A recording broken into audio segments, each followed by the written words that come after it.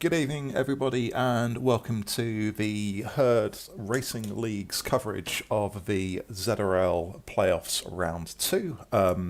This week it is a points race around the Innsbruck KOM After Party routes, which will have the Innsbruck Sprint 3 times, followed by the Innsbruck KOM, and the race will finish on the banner. We are due to start in just a couple of minutes' time. We are initially following the Gentoo penguins, the little penguins, and the butterflies. Butterflies and littles are in B, Gentoos are in C. Joined tonight by Zoe McKay and Chris Greenland. Zoe, you've been racing with the littles this series. How do you think they'll get on? It's a higher class of competition with in theory, the best teams from all of the Bs, but I think they're going to do pretty well. They did last year, so no reason to think that's going to be different, though it's a pretty tough course. 3 laps around the Innsbruck rings, not too bad, but that leg snapper into the sprint is going to throw a few curveballs at people, and then there's nothing like grinding up that stupid climb. Indeed. How did they get on in the TTT last week? In the TTT, they finished third, 1 place ahead of the Butterflies, behind Crush Pod and the ZGR, ZGM, something like that. Very good. I'm already getting messages from Tracy Taylor telling me not to watch her, so that's exactly what we're going to do. Okay. And the bees are off.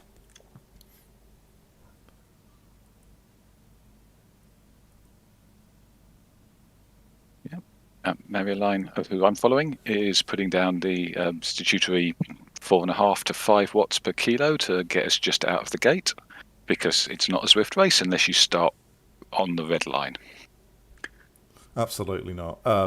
Although, interestingly, just to have a little topic change briefly, I don't know if you two did the chase races on Wednesday, because that was quite an interesting dynamic. There was lots of really good comms before the event started. Cooperation was really good, and the start wasn't horrendous, which was fantastic. Like most people, I put myself into the categorization to find out what category I would be, and then didn't race. No, it was all right, actually. I really enjoyed the event.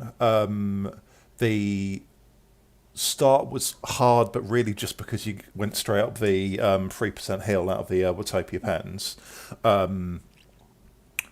But after that, pacing was relatively sensible. I'm not sure what Zwift is playing at right now. It's doing some very strange things.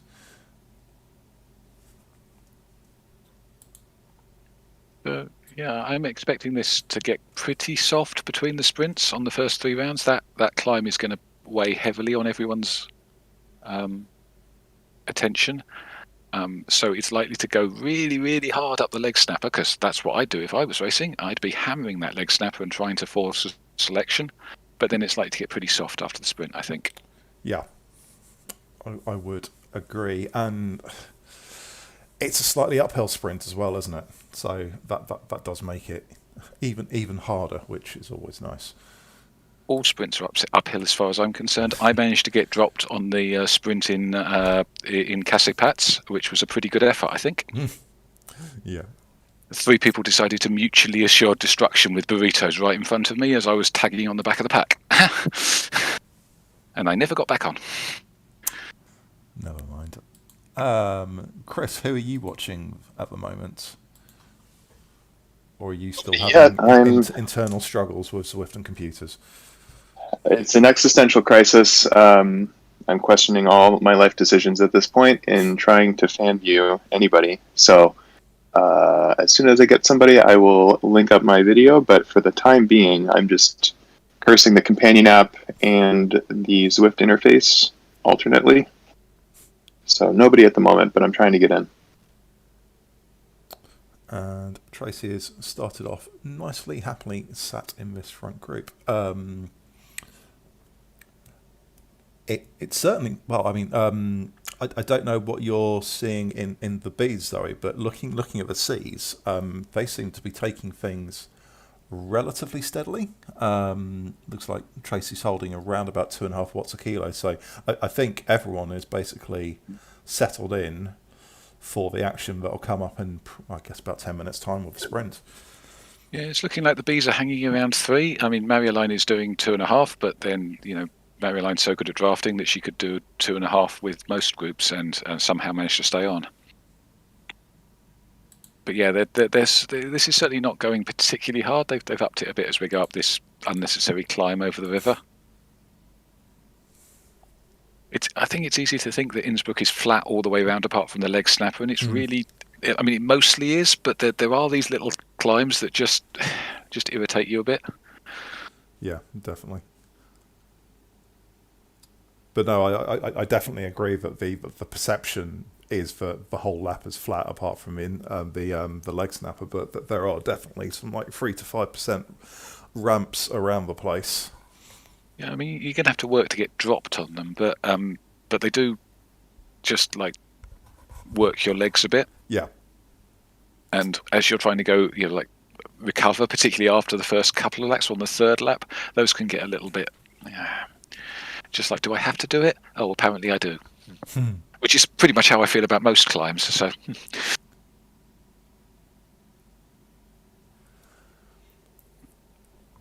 And the seas are still going along very happily, 2.5 kilometres into the race, and talk very quickly about the course.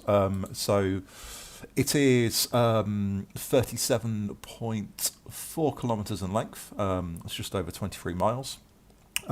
There are 640 metres of elevation, or 2,100 feet.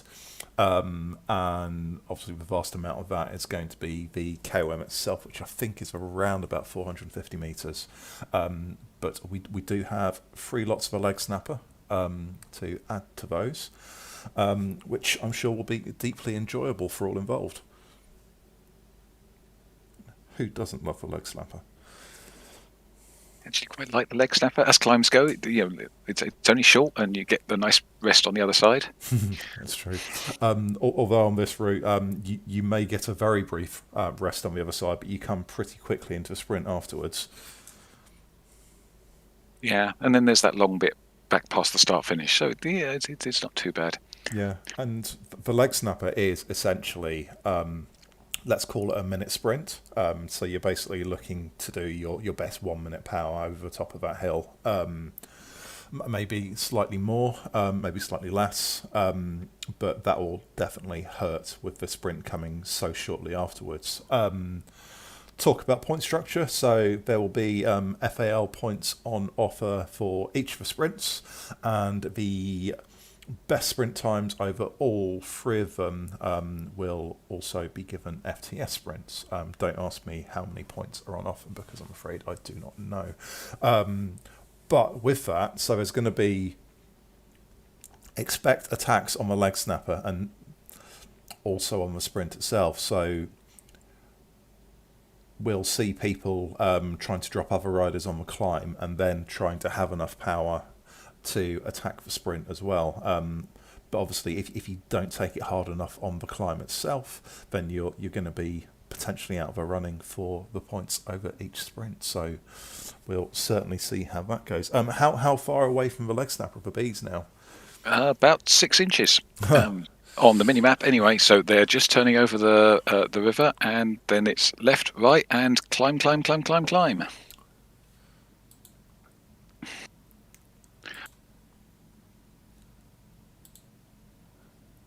Yep, here we go.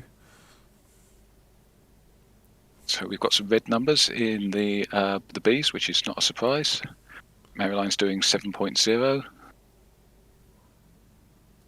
Some 8s going in there.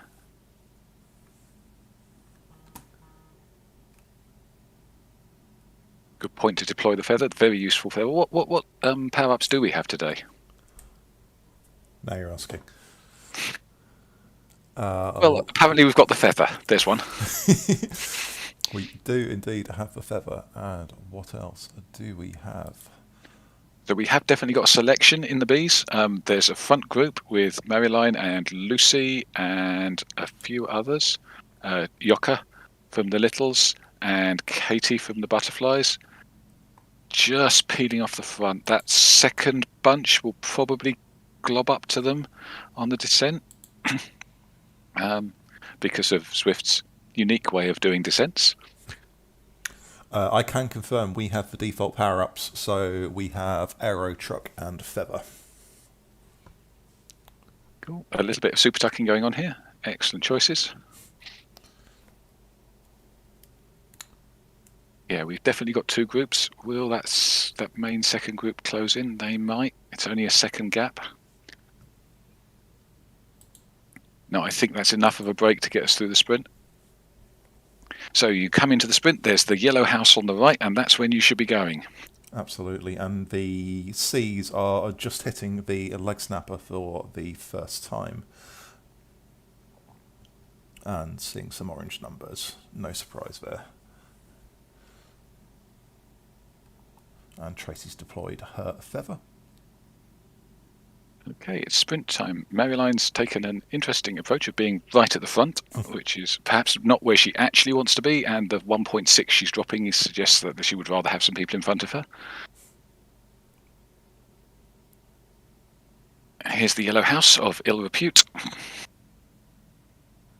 It's not a short sprint, this, by any means, but we have a little group on the front, so there's going to be FAL points all round. Yeah, Katie from Butterflies has launched. That's a nice little move.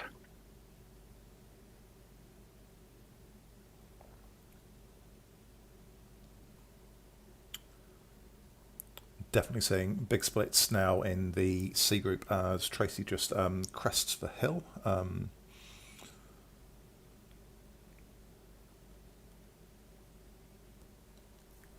And it looks like she may just get back into this group. So very, very spread out field now after the leg snapper, as you'd expect. Single file races all over the place. Tracy's into super tuck and may be able to catch back on, but it does look like there is a bit of a spread now.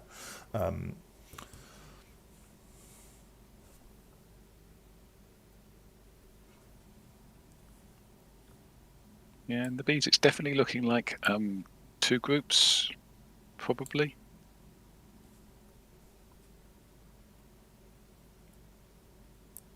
Yeah, the groups in the C's haven't quite formed as of yet, but I suspect they will do once we get back down to the bottom. But Tracy's got a few riders around her to group up with.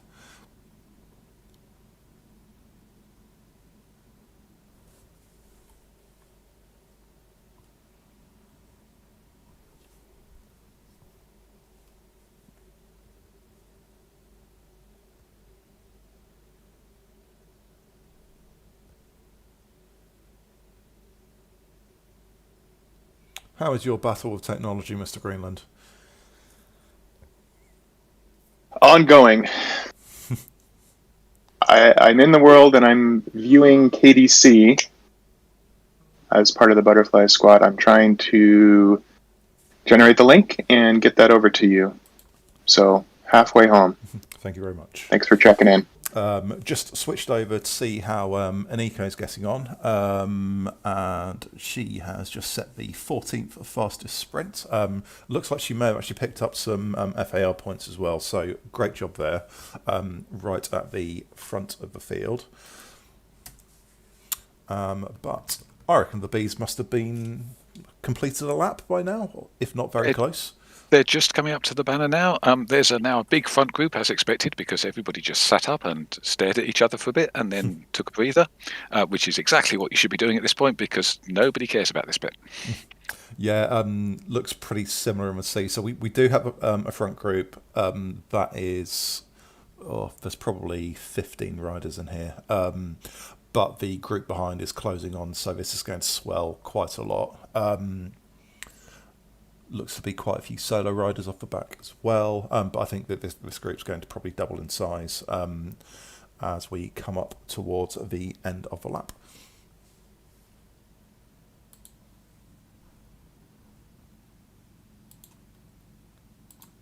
Yes, the bees pretty much is like the maybe 30 in the front group.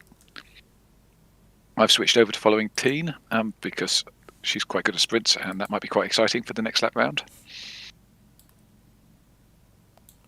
She's the captain of the Littles and sprinter par excellence. So viewers, I'm about to do something very strange in OBS, so it's going to look a little bit weird for a moment as we try and get Chris's pictures up and running as well, so bear with me.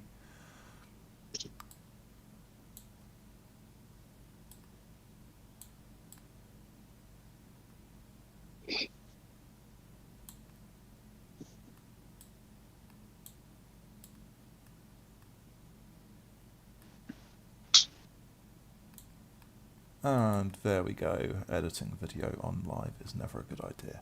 But we have 4 pictures. Hooray. Hey, we did it.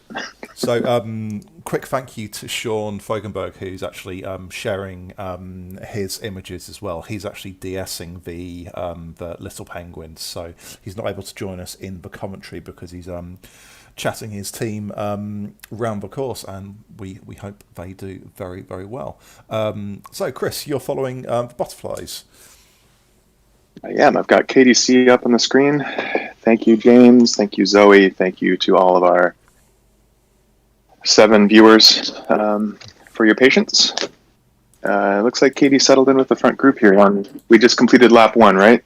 We of did. 3 on the lower split. Okay. So yeah, we're riding through the little village here, ready to take on leg snapper number 2. At some point, we'll have to get to the bit where I tell you why this is a terrible, terrible course for this event. I think you've actually just prompted the bit why you're going to tell us why this is a terrible, terrible course for the event. I think it's a brilliant course personally, but please enlighten us. Because it's a more than 20-minute climb at the end, which means that rather than watching the front of the bees do their absolute best to win the race, what I'll be watching is the front of the bees trying to do their best to do the race while not exceeding 4.0 watts per kilo over the whole thing.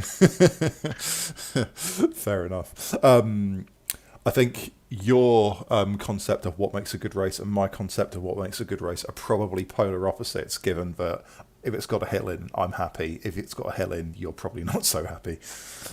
But I secretly quite like hills. I just like to pretend that I don't. I genuinely don't. No, Chris pretends that he doesn't like them either, but he actually loves them. I'm a bit of a mountain elephant. But yeah, like if it wasn't for the category limits, this would be a brilliant, brilliant, brilliant finish. It would be amazing because it's a summit finish. You've got the sprints. You've got everything you could want. I love this course to ride. It's like one of my favourite ones to just go and do a workout on. Or just to ride around, but the problem is that limit, and some of these people are right up against that limit. This course as well. I know we joke about having to go up hills, but this is the good way up the Innsbruck KOM. It's got a couple of flatter bits that even somebody like me can recover on, and I really like it as a team race because you have to make that strategic decision on who are we looking after on the lower parts, who's going to go for points, how do we deliver our climber to the base of the KOM in the best possible position. So I really genuinely like it as a race course, particularly a team race. So some of you may have detected some additional noise, but we have been joined by Nate. Nate, you're racing tonight with Mentality. No, Dingoes. Oh, sorry, Dingoes. How are you feeling? Yeah, I mean, I'm here to race, but, you know, the last couple of months have not been ideal for me, so we'll just see how this goes. I mean, the last time I rode this race in ZRL Season 2, I came 12th, I think. I had a monster of a climb and passed a lot of people, caught up after being dropped on the last leg snapper. Today, I'll just be happy to be with the group, getting over that first leg snapper. It'll be fun, though. You know, it's a great course. I just want to pop on just before I go on. You know, again, it's just, you know, I think credit to James and everyone else. Just the camaraderie and the herd switching from Mentality down to Atlantic and Dingoes and still having the same fantastic experience. And I think that just goes to credit of how good the Herd family is. And it's going to be fun riding against Mentality this year. So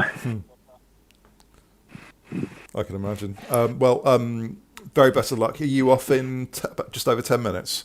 Yeah, we're 12 minutes so. But again, I just want to drop in, and I might have a all by myself moment later on if I'm just pedaling along somewhere. So yeah, well, good luck, and if you want to let us know how much pain you're in, please do pop in and say hello. Good luck. Take a bite. Okay. So, front of the C's is currently at 11.5 kilometres. They are a little bit of a way away from the next leg snapper. Zoe, whereabouts are the B's?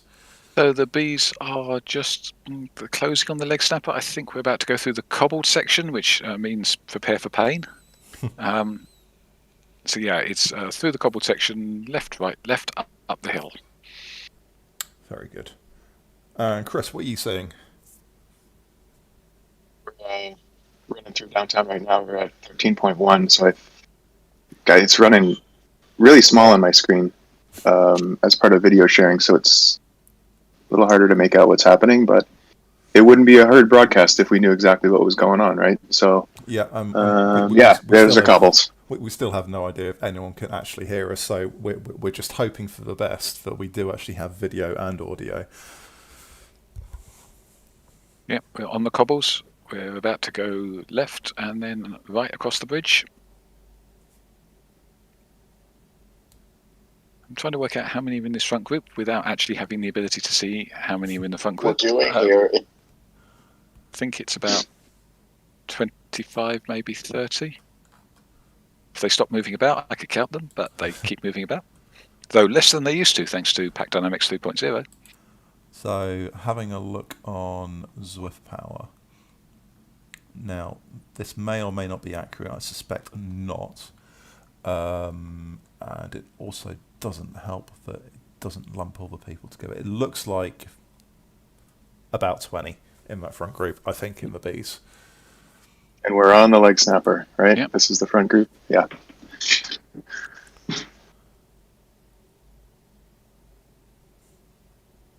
Still think the positioning of, I mean, obviously it's based on a real place, but the sprint being so shortly after the leg snapper is pretty hard.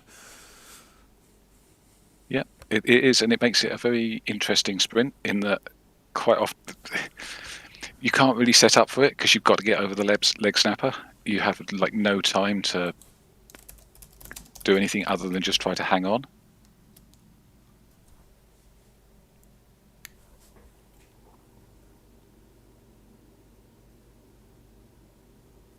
So Teen is just off the back here. Hopefully she'll be able to hang on for long enough to get into a sprinting position.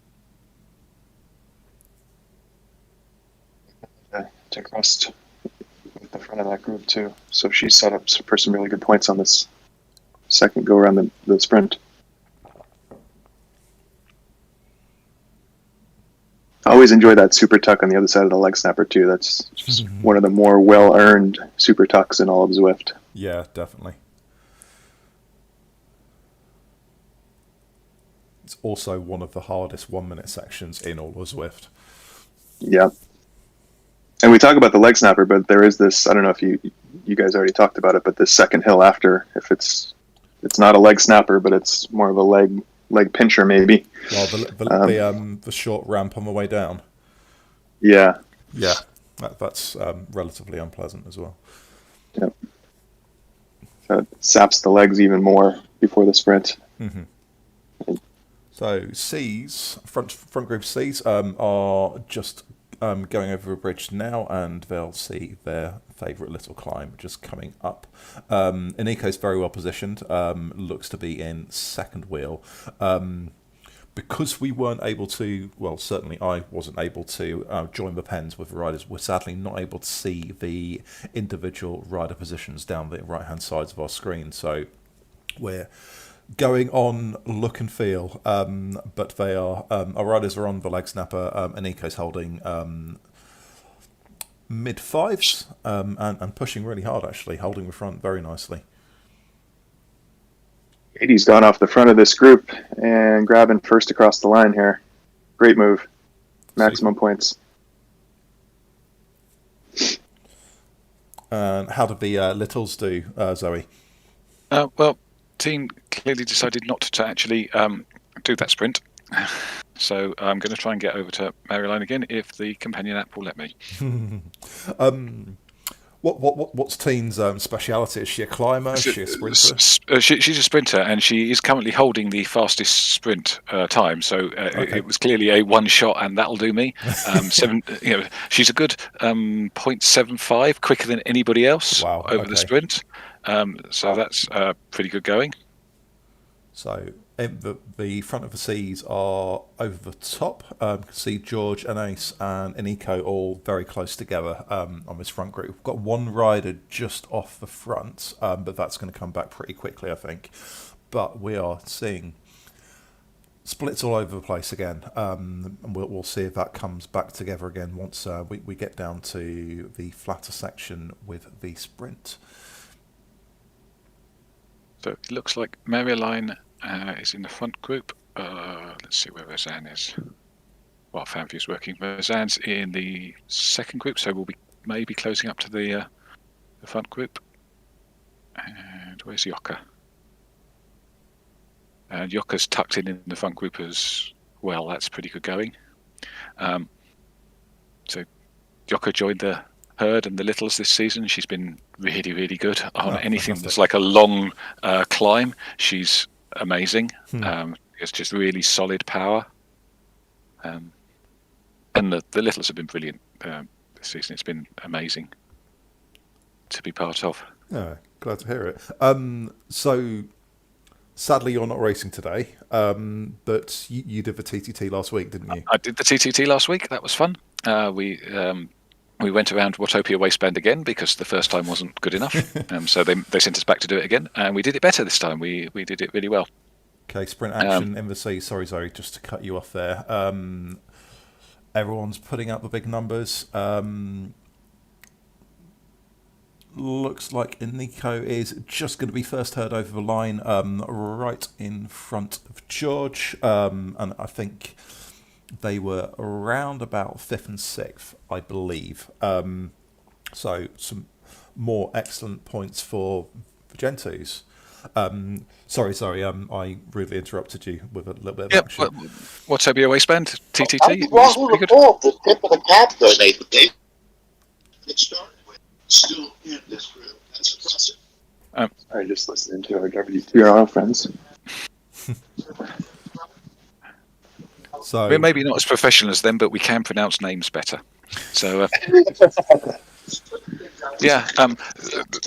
the two front groups of the Bs have come back together because the first group stopped for cake and coffee, as is perfectly sensible. This front group of C's has a 6-second lead on the group behind, and I don't think they're catching. So looking like the group that's formed as a result of the sprint is probably going to stay together. So we've got one more sprint and then the climb. Yeah, so off the back of the sprint, I like when I thought I might be racing this, I was trying to work out if I could counterattack off the, which I'd not had a lot of success with this season, counterattack off the back of the sprint. So basically not contest the sprint and then try to attack off the back of it and try to form a split. But I decided it was completely pointless and wouldn't work. You could the classic one to do that is the Watopia Sprint. The one where you'll I can never remember which direction's which, but where you go over the bridge and that the sprint finishes just before the bridge, and then you go over the bridge and then you go up a climb afterwards. Oh yeah, the onto the S's. One. Yeah, okay. Yeah. So I couldn't tell you if that's forwards or reverse, but I know the direction you mean. yeah, and because that's you can really counterattack on that. You've got a bunch of people who sprinted and whose legs are done, and you can just go straight past them, and it's brilliant.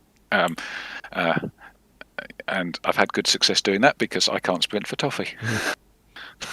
No, I don't think it'll work on this course just because it's so flat after that sprint. Yeah. So any gaps you might make are going to be reeled back in by the group so quickly. Which makes it a little bit, like all you're going to have to do is, all you're going to try and do is sit into the climb. because you want to do the first part of the climb, you really want to do that with some friends. Ideally, friends who are in front of you, because it's draftable from the start of the KOM marker up to the first turn, which is quite a long way. Yep. And the C's are just heading the end of lap number 2. So one more lap, and then we go climbing.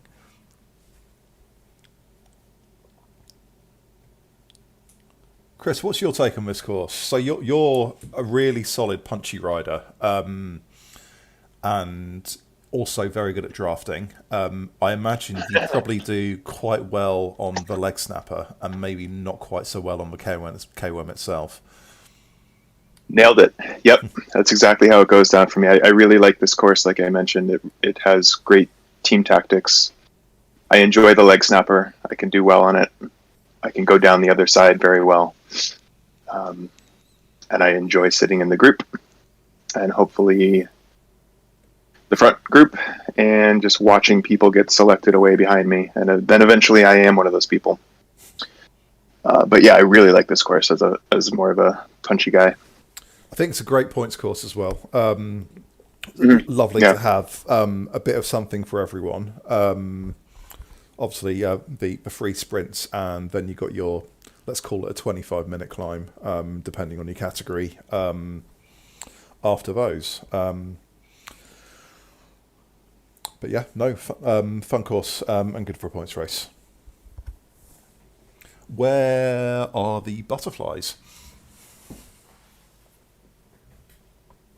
It's hard to tell. I think, we're coming up. God, I can't even tell.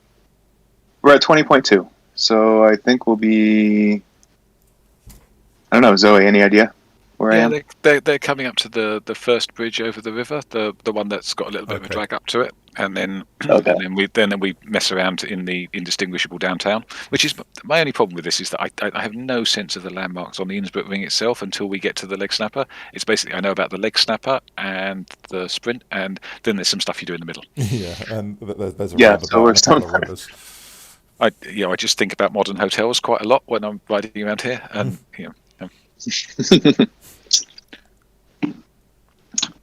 So that's where we are. I have no idea where we are, but we'll be somewhere else soon. Yeah, C's are a couple of kilometres behind at 19.1 as we approach the half an hour mark. So we know when the next season of ZRL is going to be. I say we know. I don't actually know off the top of my head, but I know the starting time exists. Come on, ZRL, give me some information. Season 2 will start on Tuesday, the 11th of January 2022. And this time round, the Premier Division will be starting at the same time, albeit the day before. We don't know what the courses are going to be yet, but we know the schedule is going to be released on the 8th, which is Wednesday. Yes, Wednesday. So that'll be something to look forward to. And hopefully there will be hills, because there weren't many this time round. So having said that, I've lost the name of the course. Mercury Islands. We did it last. Oh, the TTT? No. We went up a climb. We went up it 3 times. Oh, yeah, I know the one. And I've lost the name of the ride. But that was a brilliant course with brilliant racing in it, and the Premier League was brilliant, and the race to be in was brilliant, and like the fact that 3 weeks later and I still don't know what bike you should ride for that suggests that it was really close and really good. I still think the gravel bike was the right one to be on. I went to last place within about 500 meters, but that happened to me pretty much every single race all season, as Chris knows quite well. I think the gravel bike was right, because you just lost so much time on that climb. I agree, but my legs suggested that trying to hang on the tarmac was quite painful. I had to work really hard to stay up. on the gravel bike, but I think it was probably the right choice. Yeah. The bees are just setting up for the leg snapper again. We're on the cobbles of doom. Aka, one of the few landmarks I recognise. I'm sitting with Yoka, who is doing her usual thing of charging, which is pretty good and particularly helpful for her sprinter friend, who is just sitting on the back of the pack because she's Maryline and that's what she does. Yeah, Katie's in here as well, so we'll see how they all get up and then down this. The C's are just coming up to right-hand turn, but takes you onto the road heading up towards the leg snapper. That's around about 1 kilometre long, maybe slightly more. But yeah, so we'll be there in a couple of minutes' time, I would say. Whereas the bees are in leg snapper territory. Fewer red numbers this time for some reason. It's almost like they've done this twice already. Yeah. Yeah, the third time round is a little bit... it's like, oh God, I've got to do this again. Yeah. And you're starting to think about the climb as well. Yeah, exactly. At this point, even if your goal is not to think about the climb, you're starting to think about the climb. Yeah, just knowing that every watt you take out now is one you're going to not have in the account in a few minutes' time, right, when you start that climb. That's how I think about it, at least.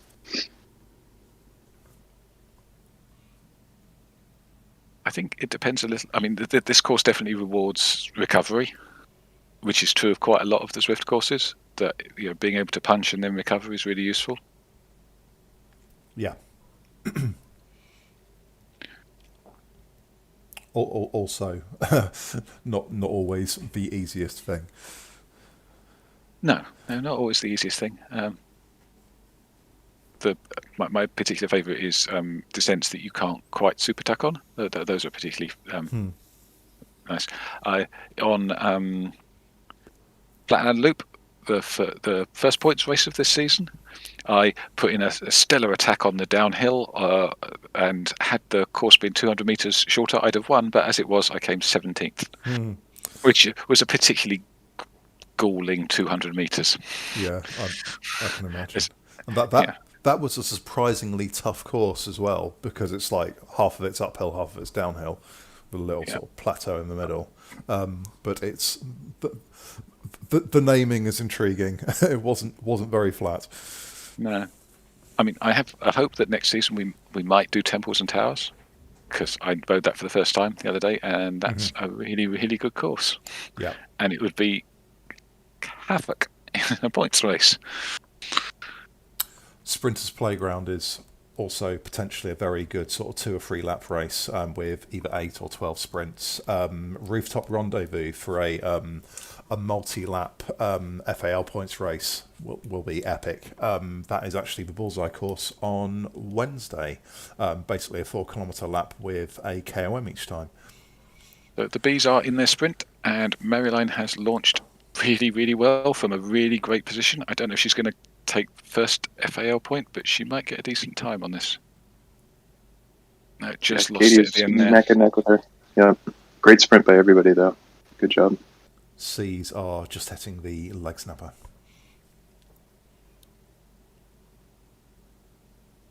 And you can see Anais is there with Eniko.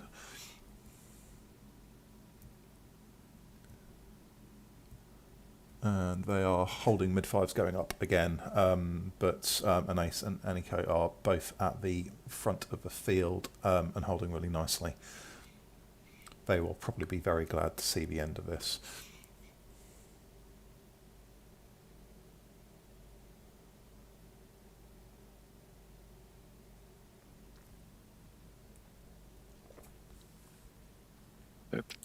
There's a group off the front of the bees, as you would expect after the leg snapper and the sprint, and I think they'll probably not stay away. The second group is 9 seconds behind, which is quite a long way, but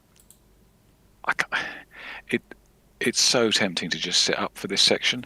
You've got that huge climb coming along. What are you going to gain by going on the front and pushing? Mm-hmm. Yeah, and Eniko's actually just been overtaken by quite a big bunch here, and hopefully she's able to hold on, or rather get back onto this group. But it is just a few metres in front of her, into Super Tuck now.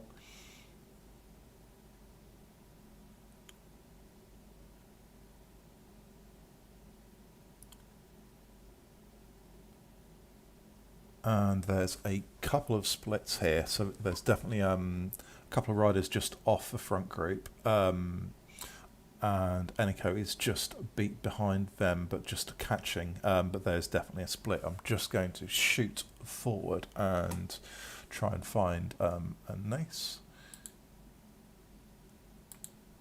There we go. Who is in the front and will shortly be hitting the sprint.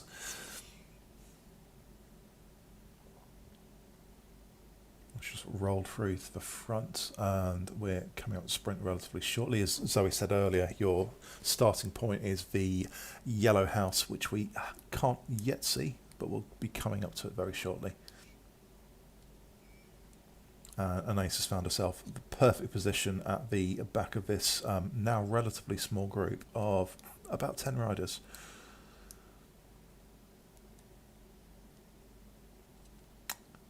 There's a sprint. And aero power up chucked down as well. She is currently at the front. Can she hang on? ATP rider just coming through, and I think Anais has just managed to hold on for first place over the line, so brilliant job there.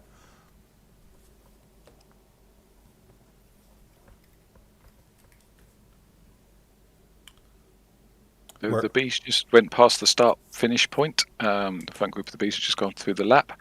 They went past a herd rider stationary at the side of the road, and I was panicking, wondering who it was, until I realised, of course, that was my avatar that they just went past. And I think I'm aware that I'm not pedalling at the moment. Yep. So this front group is reforming and looks to be about 10 strong. So I think these guys will be going up the hill together. There's a few riders just off the back of it, but I think they may struggle to get back in depending on how much these guys actually do sit up before the big climb. I imagine they'll probably be taking it fairly easily before the climb, but all it really needs is one or two people to decide, no, we're going to push, and then everyone will have to go with them. But we'll see how it pans out. Chris, what are you saying? Yeah, I was just going to make the point that Zoe, you were right, that that split evaporated and those two groups came together on the front. So they went from 9 seconds down to 6, down to 5, and now we're back to this pretty massive front group to start the KOM. It looks like there Again, I have no idea where we are, but we're in the bit before you start the indistinguishable modern architecture before you start the exciting climb.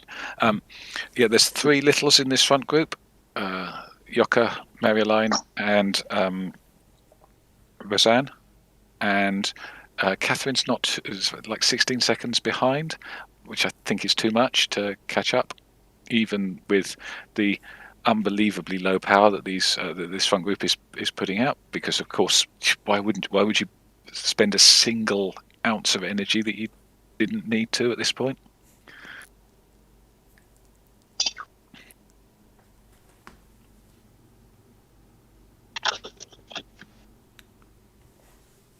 So the C's are just coming to the end of a lap before we start to head over towards the hill.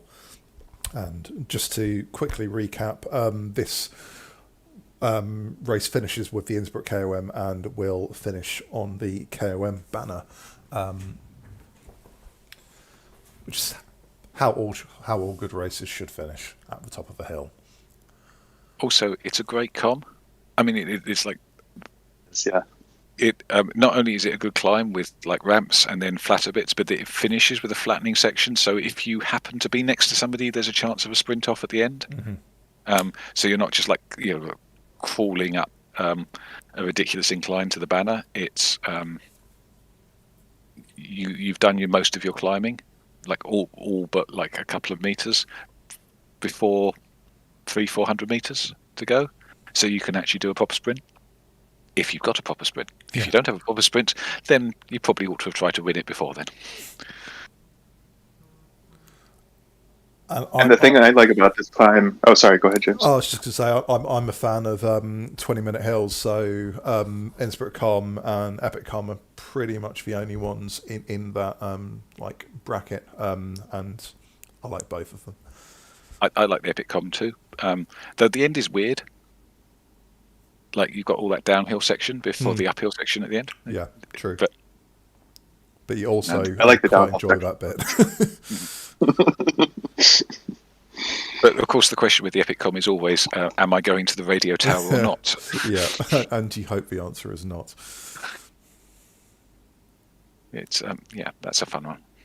Interestingly, the Stampede, which starts tomorrow evening and has other races over Monday and then very, very early on Tuesday morning, is a single lap of the UCI short course in Innsbruck as well, which should be delightful.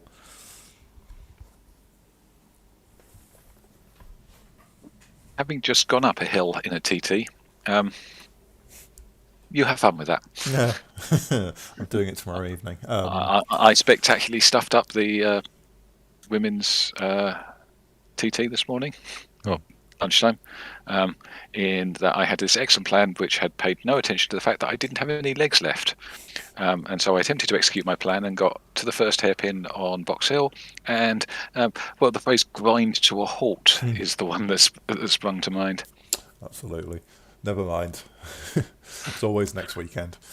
Is next weekend flat by any chance? I like last weekend. Last weekend was brilliant. Last weekend was flat. And the bees are just coming to the start of the KOM. This is the sort of flat bit before the start of the KOM. So it's like a 2-3% climb. It's very, very draftable. You really, really want to have people in front of you. And you want to wait. You want to be waiting to the best of your ability and not trying to use watts that you're going to need later. Because the greater the gradient, the more small power differentials get magnified. So, because we haven't had enough of Innsbruck, the women's TT next weekend is 16.1 kilometres or 10 miles of the Innsbruck ring, which will hit the leg snapper twice. I think, just. So. Right. Sorry, Zoe, more hills, but only little ones. Yeah, but on a TT bike as well. I mean, I weigh enough by myself to drag a heavy bike up a hill is, yeah, well. Never mind. The C's are just coming up to the roundabout where they will not turn right this time. They are going straight over it and will then turn left at the second roundabout to head up the hill. Well, I mean, this is Zwift, so some of them might turn right. That is... Oh, you almost caught me out there. Zwift does nothing wrong at all and is the greatest thing in the entire world. So how is the onboarding going? Very good. Very enjoyable. Had a very good first week. Cool. So this is now we're into the climb proper for the bees, and it's who can hold 4.0 for the longest time. Whilst trying not to hold 4.1 or 4.2 and getting yourself disqualified. Yeah, I don't know. Obviously, that's a little bit under the discretion of WTRL as to how much they'll let you get away with. They were letting people get away with 3.79, but not 3.8. That's with the 95% taken into account. Yeah. So WKG rules are being more than 0.1 more than 0.1 watts per kilo over the 95% of your best 20.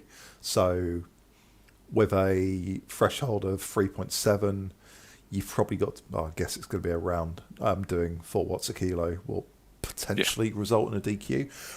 I mean, if that's what their threshold is. So on Zwift Power itself, that's the definition of a WKG flag, but they'll obviously have their own rules as well. And it also depends on how much of these guys been sitting up over the rest of the season. Hopefully not at all, because everything we want is all about good old-fashioned fair racing. So we'll see how it pans out by the time they get to the top. The last thing you want is a race series being determined by someone getting disqualified. So hopefully we don't see that. Yeah, I mean, in the last race in the EMEA B1s, we had one person disqualified, and there were a couple more that were really, really close, because that climb was enough to even though it's only like a 7-minute climb, was enough to push them over. It's a problem, but yeah. How close are we to being able to implement AutoCAT in ZRL? Do we know? I don't actually. Honestly, I don't know. But are there any barriers for that? In terms of signing up team entries versus individuals, like that can be sorted out, right? Not to the best of my knowledge. One of the fun things with AutoCAT in the chase races was that riders were dynamically moved across pens, based presumably on the numbers that are in each category. So I know the Steve out the Marmots was originally in the A+ pen, but as numbers fluctuated, he got moved into A. Interesting. I didn't know that. Okay. Sincerely hoping that my Cat B for Wednesday stays and I don't get moved into the A pen, because chase race was like perfect pace for me on Wednesday, just 3.8 the whole way around with a sprint at the end. So hoping for more of the same. Please don't put me in the A's, Martin Carew. That was a great. I have a slight problem with the AutoCAT thing, which is that it's not really it fails on the other thing, which is how do I get better? How do I go up a cat? What's my goal? It's like computer says B. But computer says B based on a very large number of variables, including the course, including the size of the field. So how it'll work over like a whole season with varying routes, I'm not sure. But I'm certainly interested to find out, or at least see it in practice. So I've just jumped onto Roseanne, who is right at the front of what is now a giant snake going up this this climb, which is pretty good going. She's with Katie from the Butterflies. Yep. So it hasn't kicked off yet in the seas, but they haven't really got to the steeper part of the climb. They are just coming up to where it begins, so just seeing 7% gradient now. So Anais is in there. I can't see any other herd riders on the list down the right hand side currently. So Anais may be on her own herd wise for the rest of the climb. But we are obviously going to be cheering along the way. And here we go, the stop climb now at 9%. So what would your approach be to this climb? Mine has always been to push when the number goes red and back off when it goes yellow. I time trial hills. I'm not good at reacting when I'm on the limit. But I would basically try and hold 4041 for the duration of a climb. But I don't have a punch, so I'll always just time trial it. I'll have a number in mind that I want to just try and hold and try and keep to it, and look forward to the relatively short flat sections halfway through. And as not a climber, I look for wheels. I look for company, and this is one that's draftable, except for when it goes double digits. So it's a good climb for that. Do you find it draftable? Because a lot of it is like 8 to 12%. For me, everything's draftable, James. I'm convinced. I find a way. The draft finds a way.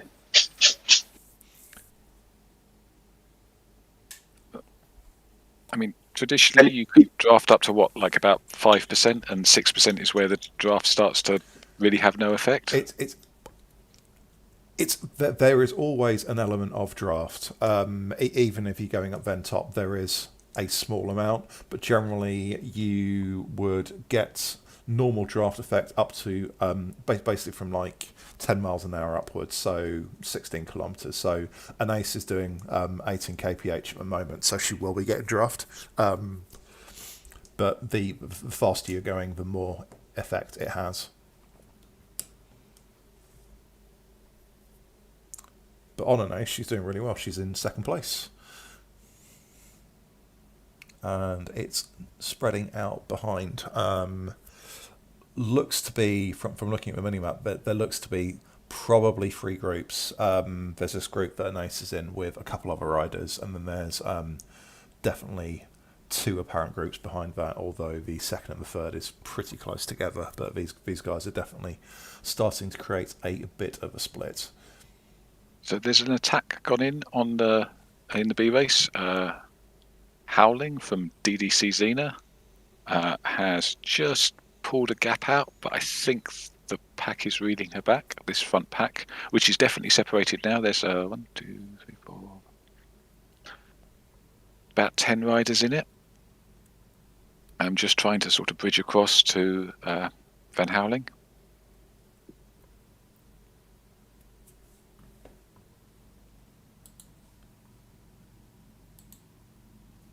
This is in the section that I like to call the middle hurty bit, which comes after the starting hurty bit and before the finishing hurty bit. But this is the bit where I start to forget where I am a bit. There's like trees and buildings and some signs and stuff, and I have to look on the map. Yeah, I like the climbing aspect, but there aren't really any landmarks, so I generally have no idea where I am after about 10 minutes. There's that big left turn before the sort of like the final push. Yeah. And that's a pretty good landmark. Yeah, I think that's probably the only one I know on this entire climb. You get some flatter sections through some of the little villages, but I wouldn't be able to spot them until I'm actually there. It is super pretty. It's one of the nicest courses, I think, to like just look around and go, oh yes, this feels a bit like I'm riding up this hill for real, only no wind, and I'm not cold. Yeah.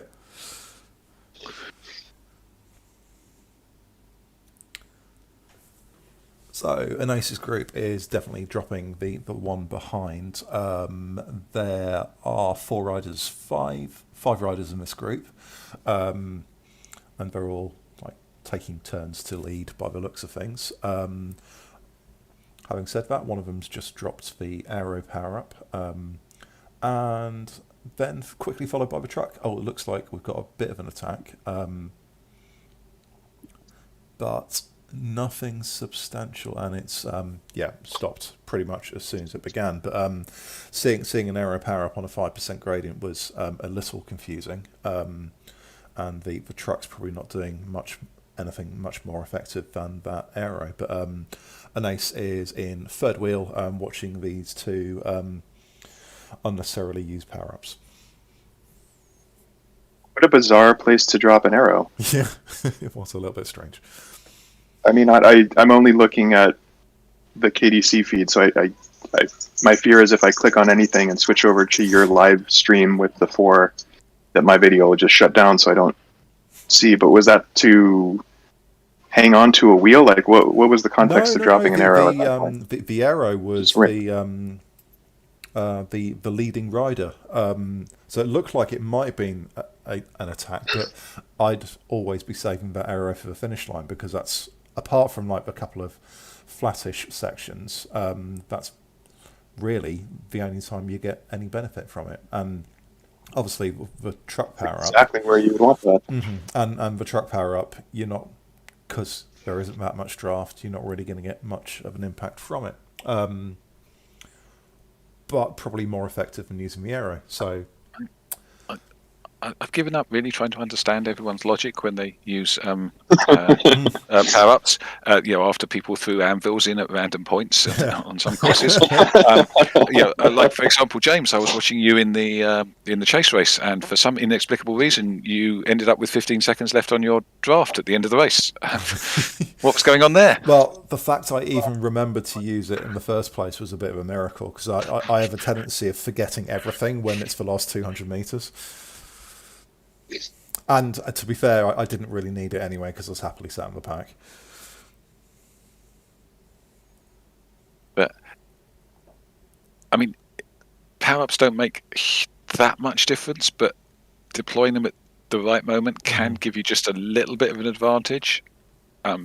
Obviously, sometimes they make a huge difference. The one in season 3, was it season? Yeah, it was season 3 with the steamroller. I got it. Wow. I got it on every single lap.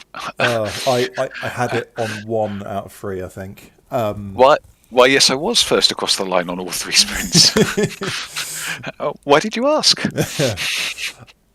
That was my one and only season in A, and on the first lap with the steamroller, I managed to hang with the front group until the very, I think I got dropped just as my steamroller ran out, and with a second lap not having a steamroller. Bye-bye, James.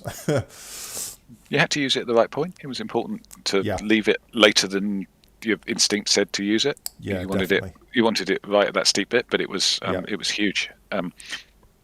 It was pretty. The steamroller was pretty huge on the course whose name I keep forgetting, on Mercury Islands on the gravel climb. Yes, it was. I got. I was on the gravel bike, and I still got dropped by people on Trons dropping the steamroller. Yeah, because it stopped it being gravel. Mm-hmm. But I think it was actually even more effective for gravel bike users, because it would basically. I think it also not only did it make it feel like you were riding on road, but I think it also made it feel like you were on a road bike riding on road. Yep. I certainly deployed it at least once to cope with the fact that I had got dropped on the sprint again, because gravel bike does not sprint. Zoe does not sprint. The combination is not a good thing. This front group is working really hard. They are 26 seconds away from the second group. The littles have 2 in there, as do Agawatt. Everybody else already has 1. Caroline Strasser from Crashpod Weird, I think, might have just bridged up to them, which is a pretty good effort. Or she's hanging around on the back. She has quite a lot of power to drop if she can get near the finish. Yeah, Katie's doing a nice job sticking in here too. She's put in some nice digs to stay connected. Just a really good climb by all these folks. So Yoka's on the front at the moment. She's not a brilliant sprinter, so she might think about trying to go a bit hard a little earlier than some of the others, because she does have really good 5-minute power. They're certainly making decent time up this hill.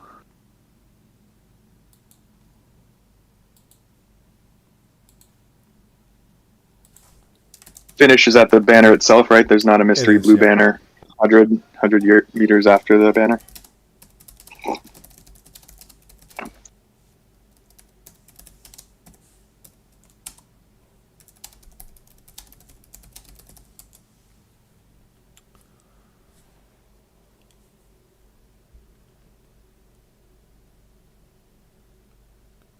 So I would say the seas are probably just coming up to halfway on this climb.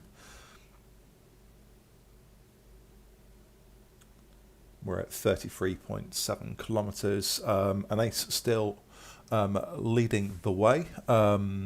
This group, though, has thinned down to 3 riders, with the 4th one just dropping off by about 4 or 5 seconds.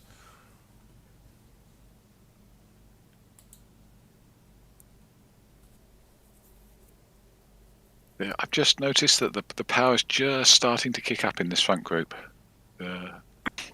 They were kind of hanging quite happily sitting around 3.8, 3.9ish, and they're now starting to drop fours a little more regularly.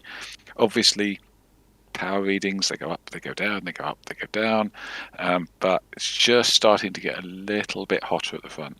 Yeah. Having bigged up Carolina from Crash Pod, she's dropped off the back. Always away. Hang on, I just need to run through all of the littlest competitors. I won't do the butterflies because that would be mean. And just say, yes, Kaplan from Freya, they're doing great. These fall off the back. Sounds like a good plan. And yep, still was Group 3. Rider from the Caramello's team is 5 seconds back at the moment, but we're just hitting one of the flatter sections that they'll definitely be looking forward to with a little bit of respite.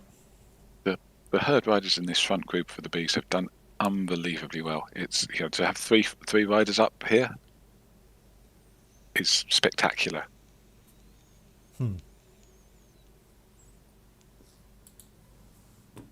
And that left-hand turn, I think, is just starting to show in the mini-map. So, not too far away. That's the big long sweep, and then you think you may be nearly there, but only you're not actually nearly there. There's still some climbing to do.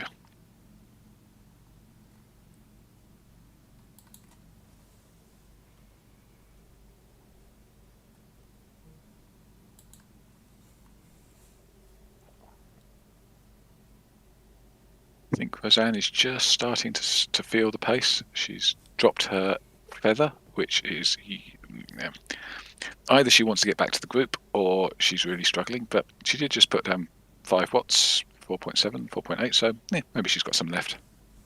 This is the big 10% grind up to that left hand that we've been talking about. Yeah. Chris, I gather you found some bobcats.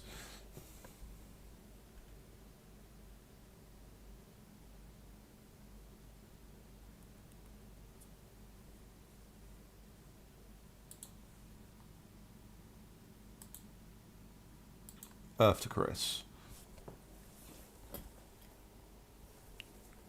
Sorry, I was on mute. It wouldn't be a herd broadcast without audio issues. Yeah. So since Zoe has eyes on that front group, I'm going to turn my attention and my screen to one of our herd of blazing bobcats. So I've got eyes, and we're riding along with Jamie Bramwell, who I think we're on the climb. I think we're on the climb here in Innsbruck now. Gosh, that's the finish line. I can see the finish line. Cool. And Yoko's in the front with Katie just behind her. This little front group has broken away, so Roseanne has just dropped back, as has Kaplan from Freya, so well done me on the cursing people. But we are now, 400 metres to go?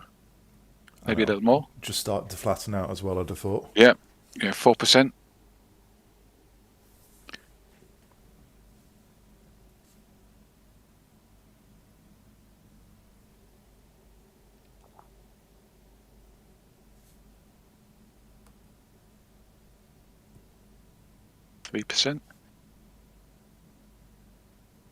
There's the end point. There's the 200 metres sign. 200 metres to go.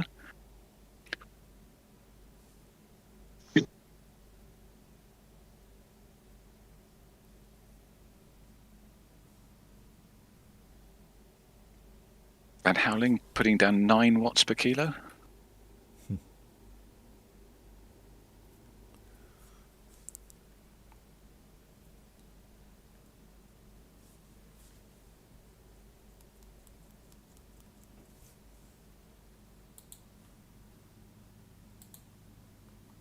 So Yoko over in 5th, Katie in 2nd, 3rd, I think. With So Yoka did 22:20 up that climb. That's a really good time. That is a really good time. But there's been a bit of action in the front of this group in the C's. BK out of GSZ Queen BC has gone for it, basically. Was holding high freeze for quite a while and has managed to drop an ace by 15 seconds. An ace is solidly in second place with Camilla out of the Caramellos 5 seconds back before fourth place rider is 20 behind. So it's looking like this will be our 1, 2, 3. Could well be in this order, but we've got a bit of a way to go just yet.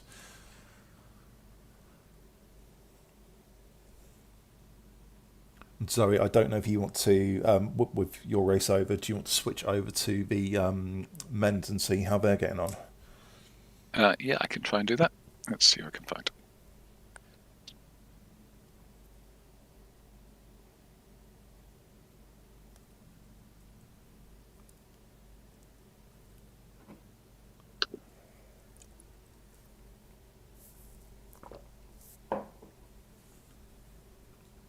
So an ace is sitting fairly steadily around about 3.3 watts a kilo. The rider in front is still doing around about 3.5. Camilla out Caramellos is now 4 seconds back, but they're both holding pretty similar paces. We've probably got about a third of this climb to go.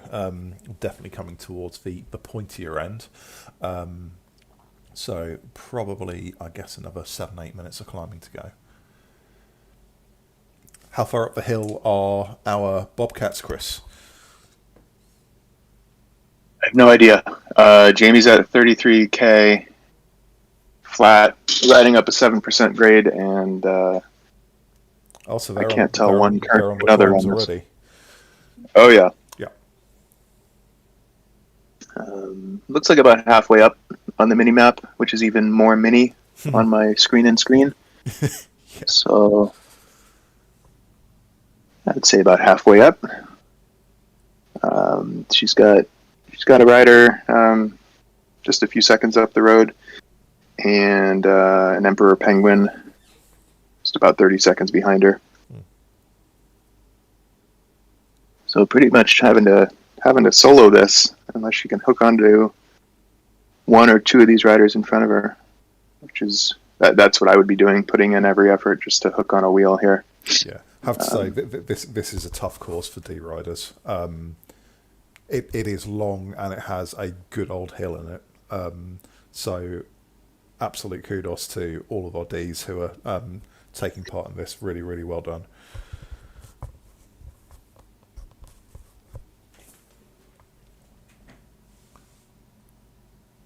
And we're at 36 kilometres with the Cs.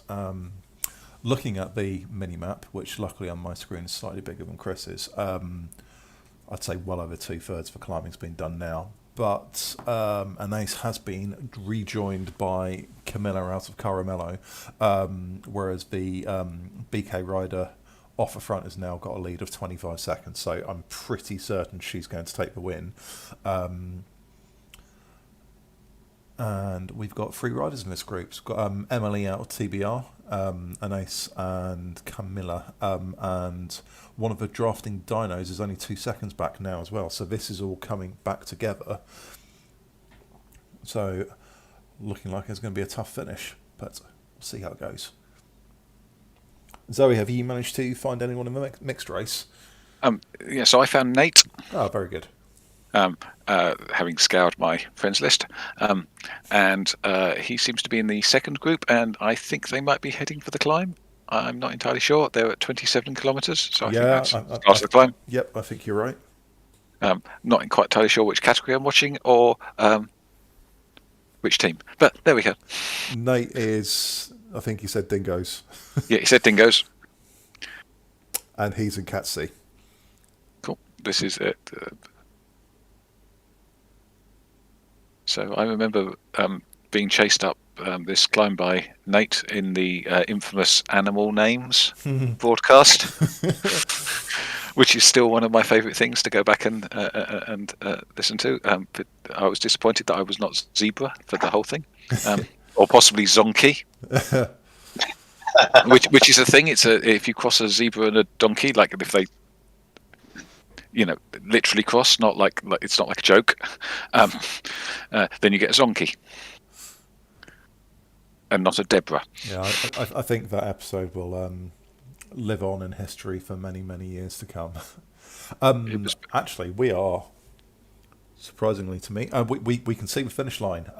So the BK has just about to win this race, and we have Emily, Anais, and Camilla all together. The drafting dyno is still 2 seconds back, so I don't think she's going to compete in this sprint. But we have, I'd say, probably there's a lovely little sign coming up here just to make it a little bit easier. But we are 200 metres to the finish line. Anais is putting down 5 watts a kilo, 5.1, has deployed the aero power up at the correct time. Numbers going up, 6 watts a kilo, 7 watts a kilo, and it looks like she's going to go over the line in second place. Super job.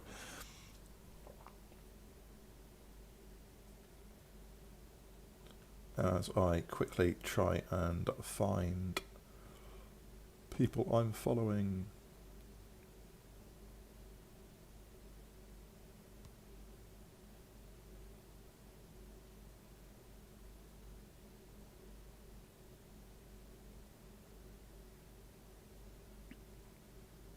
So the dingoes appear to have eschewed the attractive herd kit and instead gone with a kit I can only describe as ugh.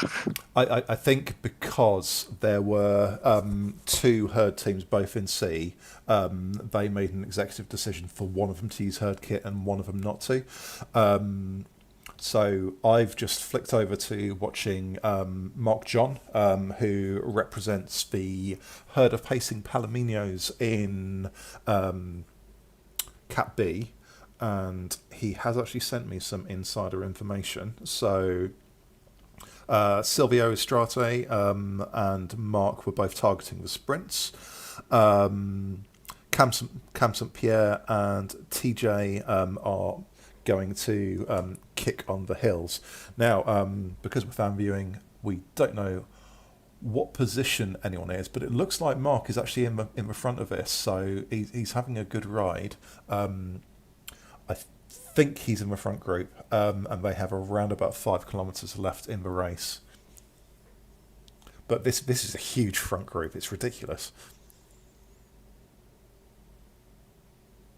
There's no way the front of a race should be this big on a hill this big.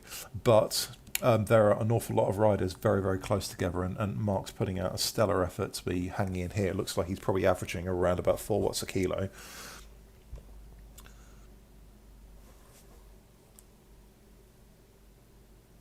How's Nate getting on?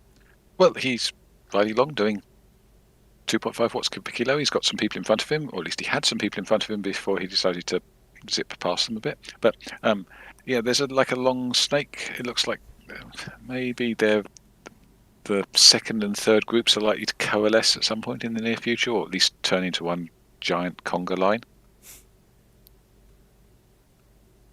I presume it's the second and third groups, and that the thing that's Zwift is showing me with the big red blob is the leader, but who knows?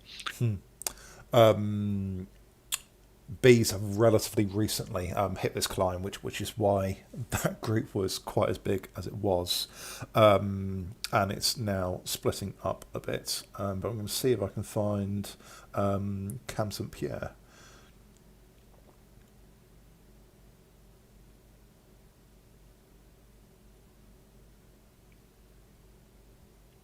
Who is in the front group. So Cam is actually now an A rider. So the ZRL has helped him reach that goal. And he's definitely got a decent climb on him. So good luck, Cam. The fate of your team are resting on your shoulders. So good luck. Hope it goes well. Chris, how are our Bobcats doing? Yeah, Jamie's just kind of soloing here. We're at about little over 34K into it. So what is this route total? Like 37? Yeah, I think so. So she's got about 2.5 more to go, just really by herself. So she's doing a good job just putting her head down and keeping the pedals turning. I'm going to see. I was trying to look on Zwift Power for the live, just so I could kind of get a top-down view of what's going on in this race holistically, and I can't find the D category on here. So stay tuned. Hopefully I can access that information. But we're just having a lovely scenic ride up the side of this mountain. Excellent. So the B group in the mixed race are at 32.5 kilometres, so they have around about 5 to go. It's an enormous front group. We've got one guy who appears to be soloing off the front. I can't see who that is just yet, but I think Cam's just seen that, and he's pushing up to try and make sure he doesn't get left behind. Yeah, it's one of the NZ Pro riders, Burgess, off the front, and the rest of this group are getting wise to it, and they're certainly trying to kick on to make sure that gap does not extend. But we've now got 2 riders off the front, and I'm not certain how many are going to go with them.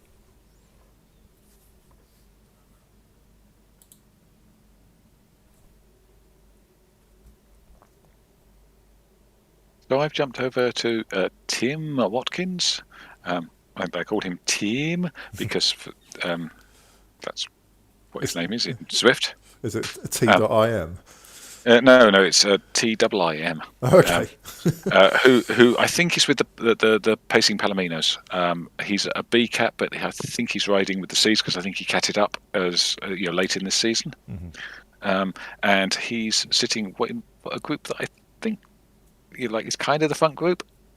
On this climb, he's at 31.5 kilometers. Just come up to 31.5, putting out 3 watts per kilo. Behind a group of about 10 to 15 people as they winch their way out of Innsbruck and up this incline.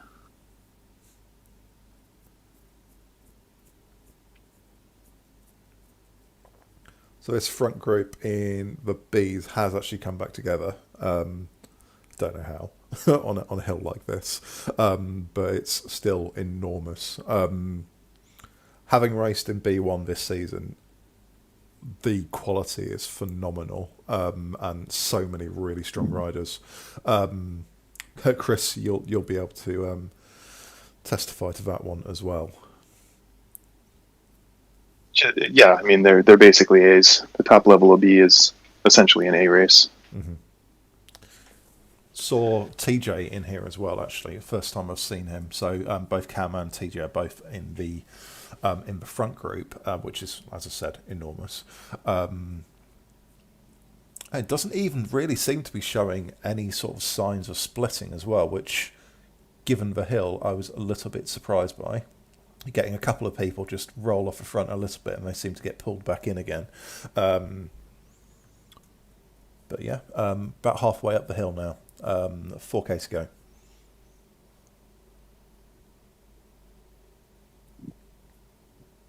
God, that's they're halfway up already? Yeah. It's a quick climb. That's a quick race. So I confess, I tend to forget how long forward and just look at the next number, the climbing number. Yeah. How many meters of climbing do I have left to do?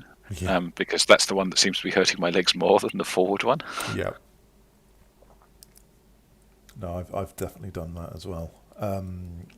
They are at 477 meters of climbing so far. I think it was about 650. I think I said earlier.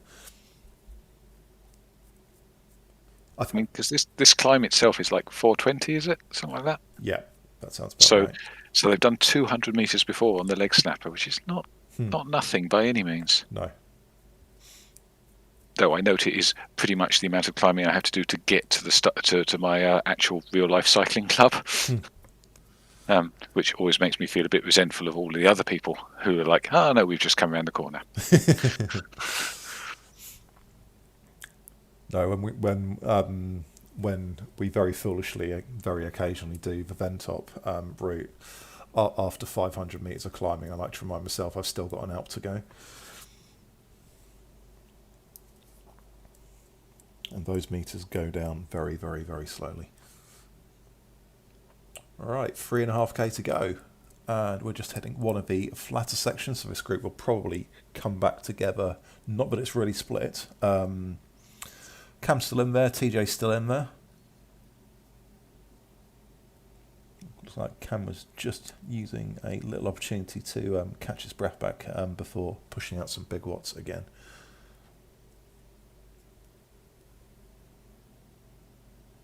But yeah, everyone is all together as we start to head towards the final section of climbing.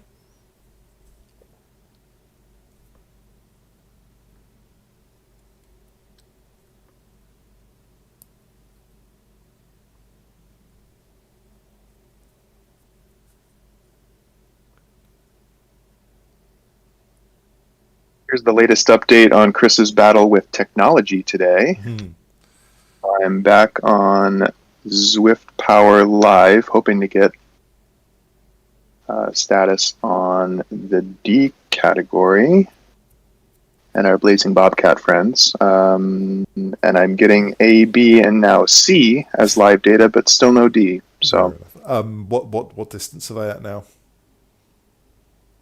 Jamie's at 35.6. Okay. So about 1.5 kilometers to go. Not too far. Most of the heavy lifting is done at this point, right? We get a little bit flatter as we get towards the top and go over the top. Yeah.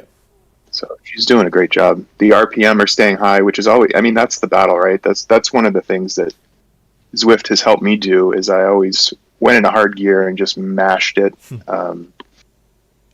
And what Zwift forces you to do is spin the pedals and keep your cadence up and help spread out your efforts and let your muscles last a little bit longer. And she's doing a great job on that. Her RPMs have stayed, 80 plus. Of course, as I say that, dips in the 70s. But yeah, that's the key. She's just spinning the legs and doing a great job. So we've got one rider quite a bit off the front of this group now. Solo Attack can just about see them in the distance, but everyone else is staying very much in this group. No one seems to be particularly bothered about the rider off front, so I think they've probably all decided that they're pretty much on their limit at the moment and just want to try and get to the top in the best position possible. Cam's still doing nicely. He's currently in wheel number 4 or 5, just going back down the field a little bit. The rider off, so it's one of the NZ Pro riders who's got a lead of 20 seconds now. And with only 2.5k to go, if that, it could well be a winning effort.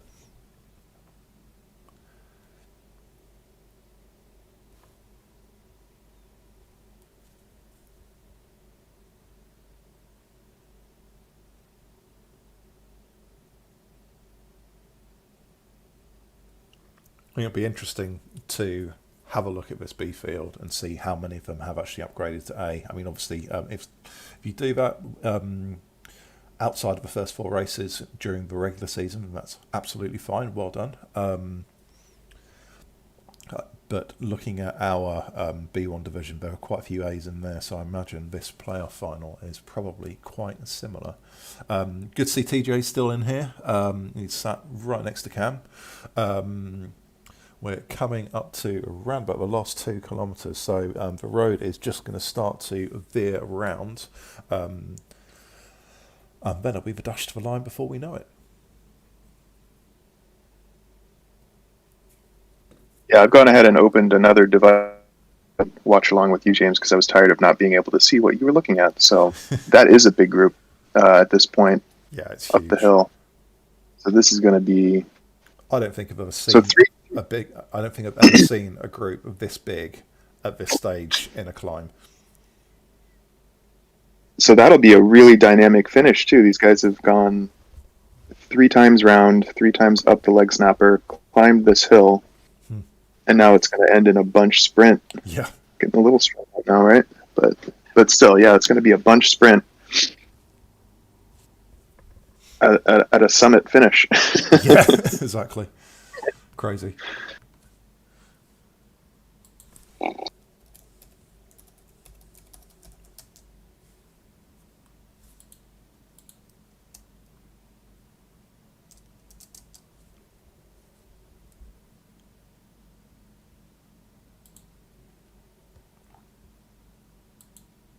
Still no D data on Zwift Power Live, in case you were wondering.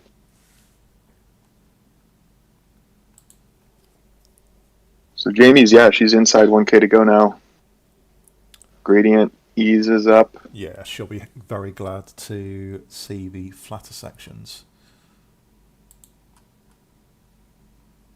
Coming up on one rider, 2 seconds up the road, so maybe she can grab a position. I don't know what position that is. I have no data and no visibility on it, but it's there for the taking.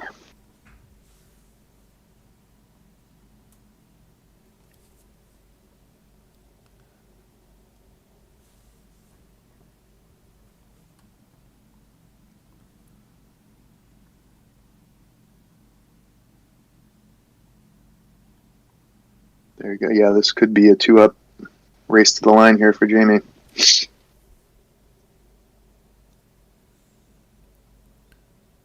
So we She's can't quite done see, very well.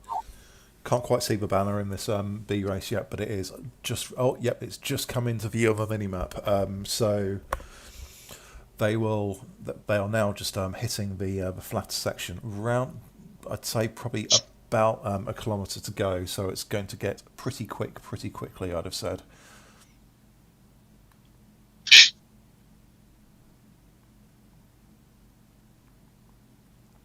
And we've got Jamie at the shady bit right before the banner, and it looks like she has put that rider that she just passed well behind her now, so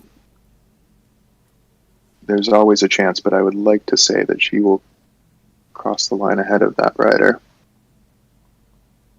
Just a really solid climb by her, alone most of the way, and then grabbed an extra spot at the end. So great effort. That's a very lonely climb to do by yourself and not getting a draft benefit. Yeah, definitely is. We are getting very close to the end of this race in the for the Bs. Cam is still in here. Everyone looks like everyone's going early. We're at 300 meters and numbers are all over the place at the moment. Lots of 7s and 8s. Has Cam got anything left? He's at 200 meters, 5 watts a kilo. Looks like he's just going to be content to get to the end of this race. And here he goes over the line, and he can have a nice little descent down the other side of the hill. Well done, Cam, and well done, Palominos.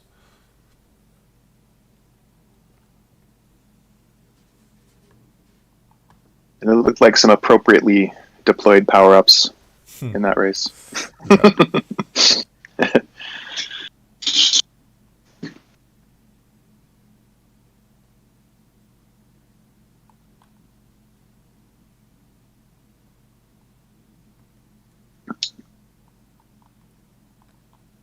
And I've found Emma, also on the Bobcats, a little further down the slopes here. So we can watch her make her way towards the summit finish as well. Super.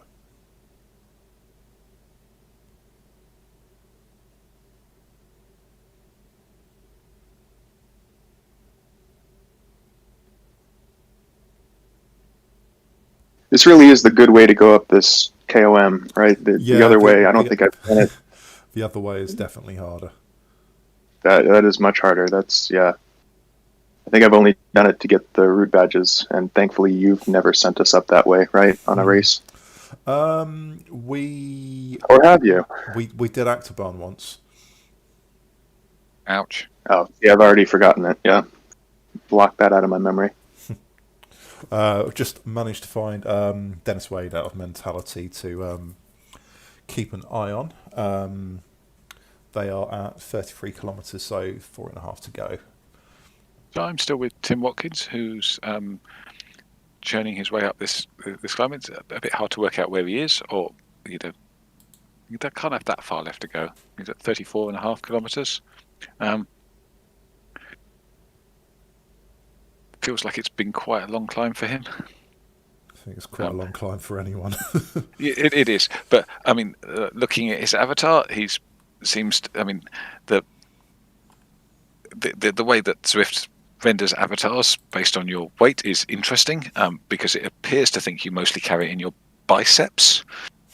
But nonetheless, I get the impression that he may not be the biggest climber. But he's certainly doing pretty well up this hill. It's really hard to work out, but I think he might be sort of somewhere around the 15th to 20th position in the seas.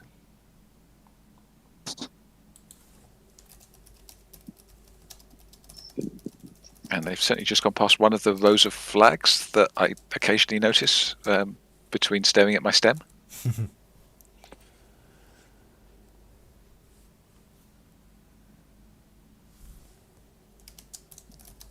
Yeah, he's just upped his power. He was sitting sort of doing just under 3, and now he's been just over 3 most of the time. That's pretty, it's always good to find a bit more towards the top of a climb.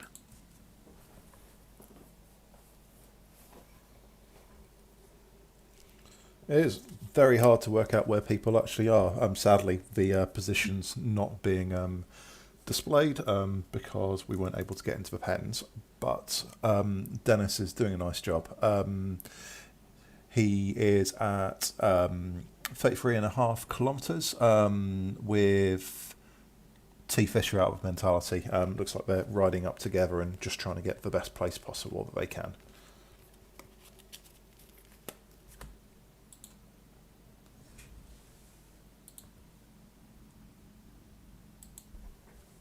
And just a quick update on Chris's battle with technology today. We are starting to see some I'm starting to see some D rider data come through. So as soon as I get some info on how our Bobcats are doing here, I will certainly pass that along.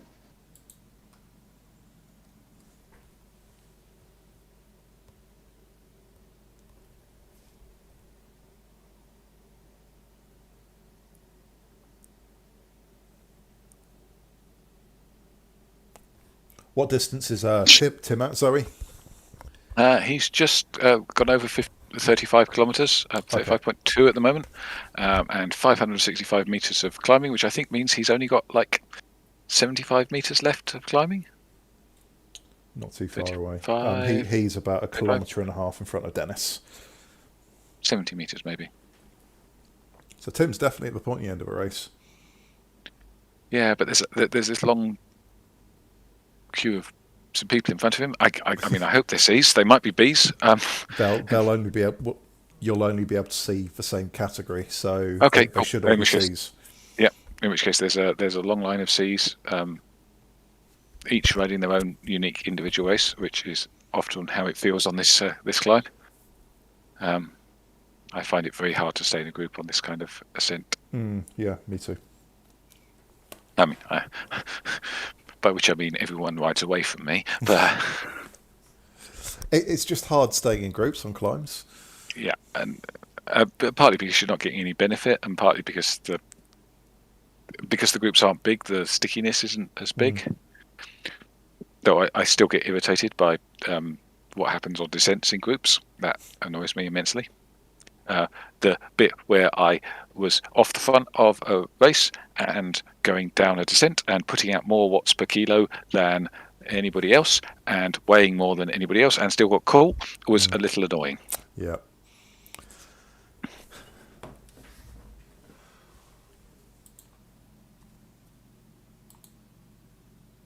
Particularly as it was my only plan for the whole race was to try to brake on the descent. I just spent the rest of the time like following along and being miserable. Yeah. Richmond. I definitely had those races. It was Richmond, and I broke out the gate down Governor Street, hoping to get a lead into the stupid up bits. Didn't happen. Never mind. How's Bobcat Battle going, Chris? Bobcat Battle is nearing the top. We're at 35.9. I've already forgotten how long this course is. What is it, 37? Just over. Yeah, so we've got about, just over 37. So 1K to go for Emma. Numbers look good. Heart rate's under control. Watts are solid. Again, another solo TT up the side of a mountain. So it's more of a mental battle at that point, right? To finish strong and claim those points. Yeah, Bobcats are doing a great job at that. She won't be alone with that mental battle. Yep. Just a really impressive showing by these ladies. Well done. Yeah, brilliant job.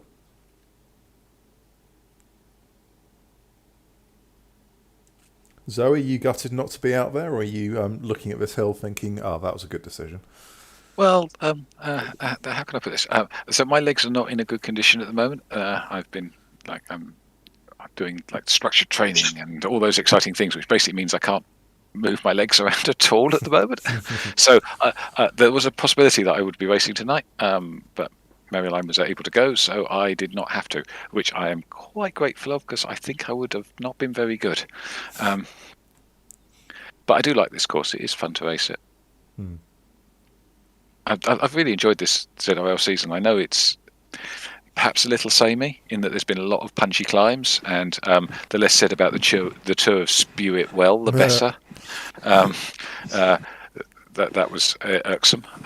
I lost the race in, I lost the front group at the very top of the climb, of the first go up, and I spent the rest of the time hoovering up people who've been spat out the back of the first group. Yeah, I went to last place in about 15 seconds in that race, I think, and then it was just a case of seeing how many people I could catch for the rest of it. But I do think the racing has been good. Through the season, it's been really competitive and really good racing.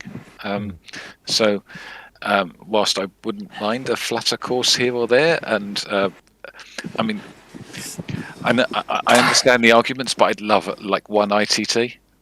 Yeah, I think it would just be brilliant, a prologue. I think we've got some noises of pain, so it could only be Nate. How's it going? I have cramped up in both legs, hamstrings, and thighs have gone. I am singing all by myself to myself in my head. I have spectacularly crashed, going from 50th place to 72nd. How far have you got to go? 1.4, and my right hamstring is in knots. What distance are you at? 35.7. Okay, you got Dennis a little bit behind you, so maybe you can cross over together. I was ahead of Sully, and I pushed too hard. Yeah. And the leading climb, which I'm sure is Hannah, just did a 22-minute 10 on the climb. Wow. She's an AC. She's like similar to Christina under the shadow. Killer climber. But yeah, I'm doing 11 kilometers an hour on 3%, and it's hurting. Not surprised. But it's been good. Good. It's been a good ride. First leg snapper, absolutely destroyed. Split off the group, straight into 80th position after the first leg snapper. Yeah. That's how strong it was. But it's all good until 2.5 kilometers when every single muscle in my leg started cramping. Never mind. You are nearly there. It's James's fault. No, I thought I'd just come on and say hi again. Keep going. You're nearly there. Anyway, I'm going to go back to my team, but I thought I'd come and say hi and let you know how much suffering's going on right now. Hey, this wasn't even my fault. I know. Still blame Ventop on you, so. Yeah, most people do. Good luck. It's all good. Take care. Bye. Good job, guys. I think Tim is just finishing. Yeah, Tim has just finished in some position. Who knows? But yeah, he finished with a nice hard effort. Couldn't quite overhaul the person in front of him, but so now he gets a lovely, lovely descent. Only you don't get to do it immediately because you get that little bit down, and then you have to do some extra pedaling just because. And Chris, I think Emma's just come to a stop as well. Emma across the line in question mark place. So many people finish in question mark place. It's incredible. Everyone's tied for question mark place, getting question mark number of points. But really well done on her part. Yep. I think we will see Dennis over the line and then call it a day to our broadcast. We've been going for, well, nearly 2 hours now. So it's been lots of lovely chatter, lots of excellent racing. And Dennis is just under 2K to the finish line and doing very well. You can see Tim is hoping for some downhill very soon. I mean, to be honest, I understand the lure of the downhill, but I'd just get off the bike and fall on the floor. I mean, that's what the floor's for. You need the 3 kilometres, though. Very important. I've got the Tron. I don't need to climb anymore.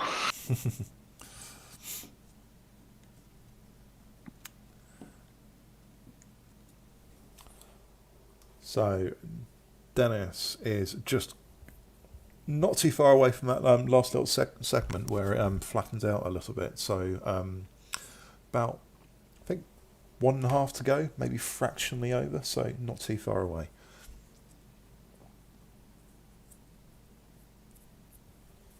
How long until we see the results of the playoffs? Don't ask Do we me know? these questions. I'm sure Martin and the WTRL team will have them up and running for us as soon as humanly possible. And with relatively small numbers, hopefully it shouldn't take too long. I say relatively small numbers, it's like a couple hundred rather than a few thousand.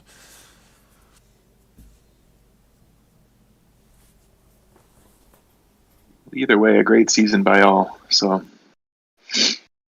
Yeah, very much so. looking forward to hopefully not being in B1 next season. Yes, very I'm much sure we will. looking forward to not being in B1 next season.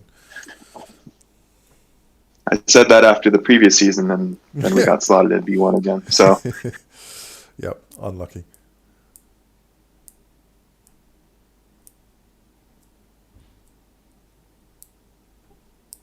I think I'm fairly certainly not going to be in the bidets this time round, just down to timing issues and the Makes fact sense, that I normally finish work after 7 o'clock.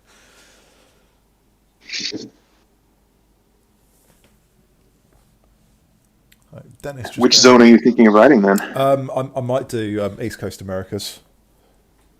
Ah, gotcha. Okay. See how it works out. I haven't worked out what my working day looks like at the moment. At the moment, I'm mainly doing sort of 9 in the morning to 8 at night, with an hour or two off during the day. But we'll see what my working day looks like, and hopefully find a team.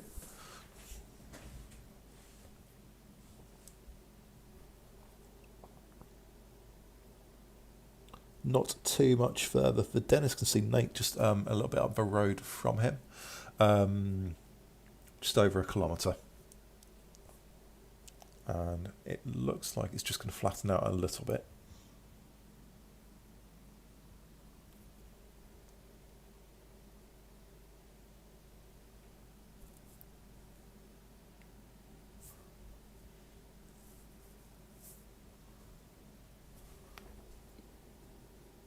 So we're just starting to come up towards the final left-hand bend before the gradient dips off, and we'll be able to see the finish line. But he's on a nice little 3% section here, paces up to over 20 kilometres an hour. I've just nipped over to Nate, who, with his aforementioned one leg, is putting in something that faintly resembles like a finish. He was certainly managing 5 watts per kilo, but I think he's sort of decided that those two people have got a bit more than he has left, and he's just going to roll over the line behind them, which is a perfectly sensible decision. Also finishing in position question mark. Yeah, an excellent question mark position. Still think that kit's ugly, though. Yeah, it's not the greatest.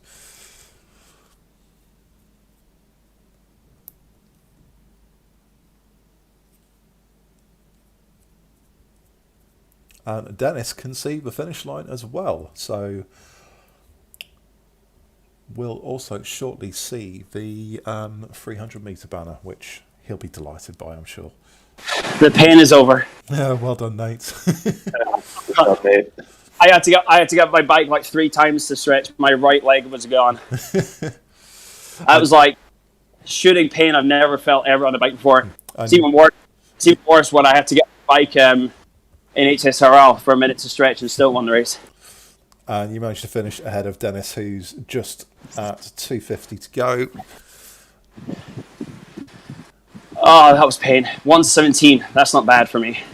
Good, well done. I thought it was going to be closer to an hour and a half. So yeah, it's a tough old race. Oh, that hill is a killer. And Dennis is at 100 metres and just about to go over the line in position ? Probably about, I finished at 80th, so probably about 85th, something like that. Mm-hmm. Out of 120. Right. Well done, Nate. I think we are going to call it a day after 1 hour and 51 minutes. So, well done for finishing, despite all the leg issues. And a big thanks to Chris and Zoe for joining me as well. Thanks to everyone who has watched as well. Hope you enjoyed it. Hope our inane waffling hasn't been enough to put you off racing forever. And we hope to see you again before too long. So from me, it's good night and hope you had fun.